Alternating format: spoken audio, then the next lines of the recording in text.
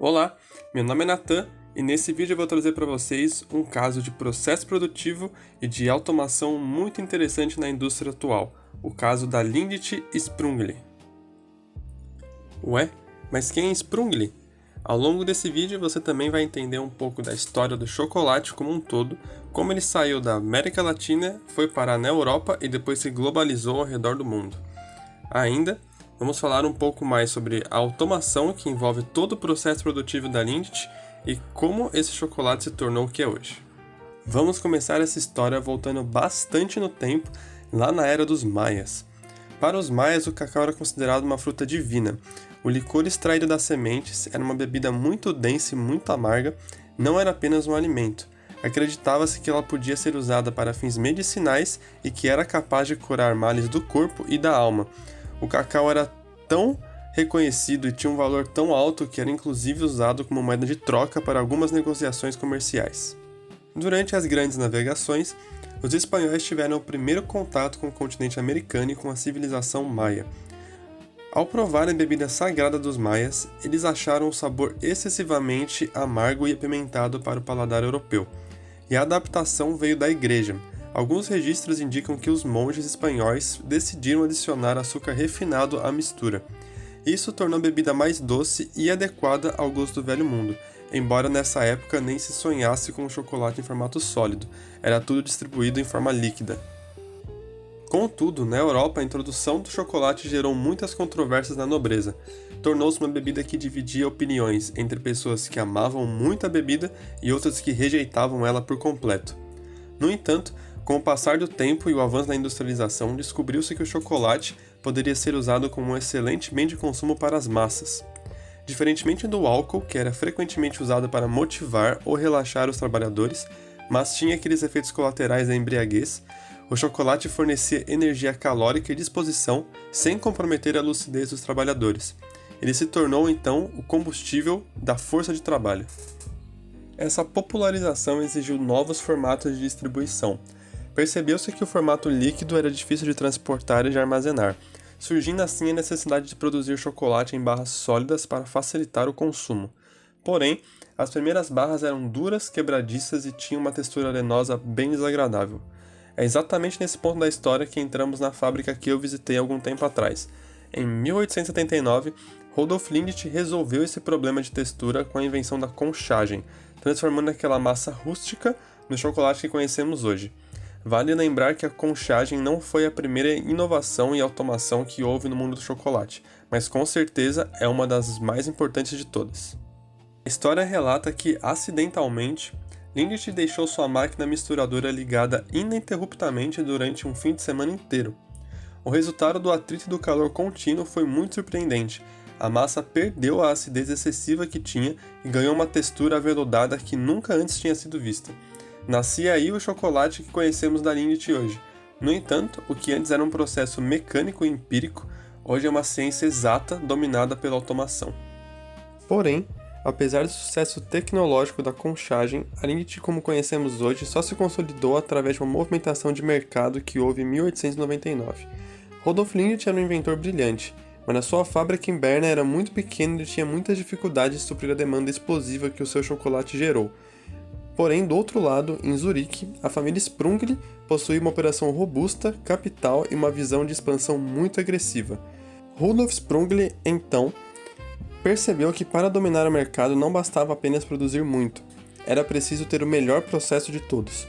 Em um dos movimentos mais famosos da indústria suíça, Sprungli comprou a fábrica de Lindt, incluindo o segredo da máquina de conchagem e, o mais importante, o direito de usar o nome Lindt.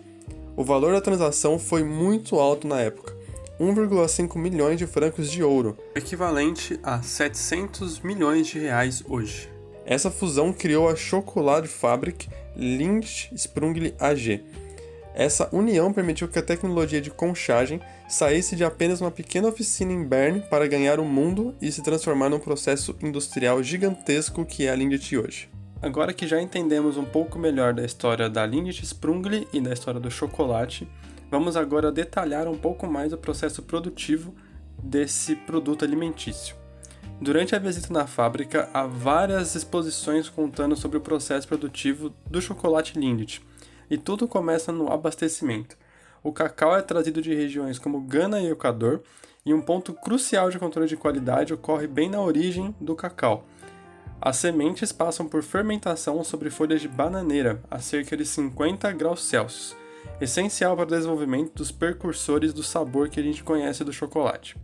Ao chegarem na fábrica, as sementes passam por uma limpeza e pela torrefação. A tecnologia atual permite um tratamento infravermelho para higienização. Um detalhe técnico importante é que apenas os miolos do cacau são torrados, e não a casca, garantindo uniformidade antes da moagem, que transforma o grão em massa de cacau líquida. Depois disso, chegamos ao coração do processo, a conchagem, aquele mesmo processo que citamos um tempo atrás. A massa do cacau é então transferida para grandes agitadores automatizados. O processo dura horas, muitas horas, onde braços mecânicos revolvem o chocolate para eliminar toda a acidez e revestir as partículas de açúcar com manteiga de cacau. Na sequência, ocorre a mistura e o refino do chocolate, onde ingredientes como leite e açúcar são adicionados com dosagens automatizadas e de alta precisão para garantir que sempre o chocolate tenha o mesmo sabor. Posteriormente, o chocolate entra na etapa de temperagem. O produto é então resfriado e reaquecido em curvas de temperatura específicas. Isso organiza os cristais de gordura de forma estável e uniforme e garante aquele brilho bonito e também aquele barulhinho característico ao quebrar a barra. Por fim, temos a moldagem. O líquido é então depositado nos moldes, que são submetidos a vibrações mecânicas para remover as bolhas de ar, seguindo para túneis de resfriamento e, finalmente, para as linhas de embalagem automatizadas. Fazendo uma análise um pouco mais técnica, a fabricação do chocolate Lindt não é apenas uma sequência de máquinas, mas um processo de negócio altamente estruturado, ou seja, é um conjunto coordenado de atividades que transforma matérias-primas em um produto final de alto valor agregado. Para padronizar e otimizar todo esse fluxo, a indústria utiliza a modelagem BPMN, Business Process Model and Notation. O BPMN não é um simples desenho, é uma linguagem visual e universal. Ela mapeia exatamente quem faz o quê, as regras de decisão de cada etapa e o caminho que a informação percorre. Isso permite que os gestores identifiquem todos os gargalos ou falhas antes mesmo de a produção começar. Aqui no slide a gente consegue ver mais ou menos um desenho do que seria o BPMN da fábrica da Lindt. Nesse cenário, então, entra a automação. Na prática, é a transferência do esforço físico e da tomada de decisão humana para sistemas lógicos e mecânicos. O cérebro por trás de tudo é um computador industrial robusto, programado para coordenar a fábrica em frações de segundo. Identificamos nessa fábrica dois exemplos muito interessantes desse computador muito robusto que controla toda a fábrica. O primeiro é o controle de malha fechada na temperagem. A temperagem exige precisão absoluta para o brilho e a textura do chocolate. É um sistema de malha fechada e o processo se autorregula através de feedback contínuo. Funciona mais ou menos assim. Sensores térmicos funcionam como nervos do sistema, lendo a temperatura da massa em tempo real e enviando os dados para o computador. Se houver uma variação mínima de décimos de grau, o computador calcula o erro e atua imediatamente nas válvulas de resfriamento ou aquecimento para corrigir o desvio. A cristalização perfeita ocorre sem nenhuma intervenção humana direta. O segundo exemplo é a visão computacional aliada a atuadores. Aqui a visão computacional atua como os olhos da fábrica. Câmeras industriais capturam centenas de imagens por minuto dos chocolates na esteira. Um algoritmo então compara essas imagens com um padrão ideal pré-estabelecido.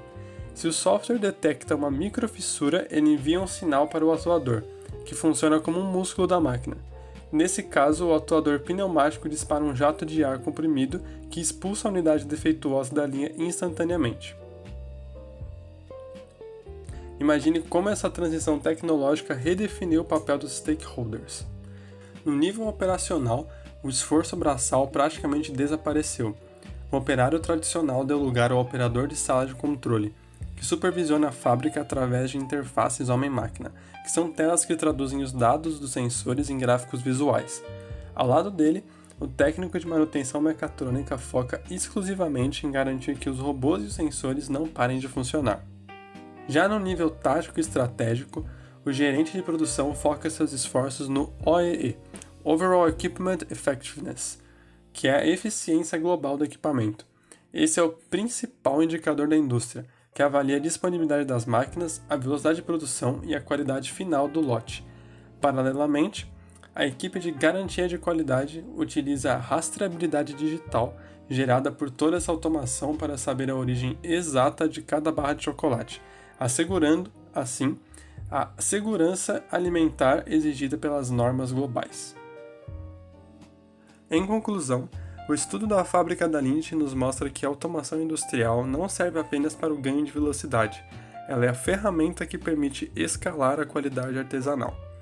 A invenção de Rudolf Lindt, em 1879, definiu o que é o chocolate de qualidade, mas é a automação moderna que define como ele chega a milhões de consumidores, mantendo a mesma excelência e qualidade. A tecnologia, nesse caso, atua como guardiã da tradição e da consistência da marca. Obrigado pela atenção.